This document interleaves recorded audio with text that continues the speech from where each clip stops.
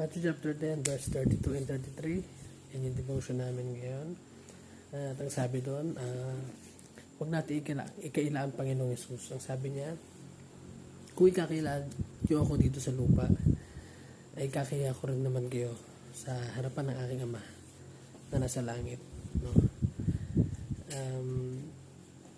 Kinakailaban natin ang Panginoong Yesus o kinakaya. So, kailangan tayo bilang Christian as malaman natin o maintindihan na kailangan talaga is may share natin ang Panginoong Yesus. Bakit ba hindi natin na-share si Jesus? Unang-una is hindi tayo nananampalataya, hindi tayo naniniwala na kailangan natin siya i-share. Pangalawa, hindi tayo aware sa consequence na hindi pag-share sa Panginoong Yesus. Unang-una, dapat natin share ng ating mga sarili. Lagi nating paalalahanan kung ano yung consequence pag wala si Jesus. Siyempre, kung wala si Jesus,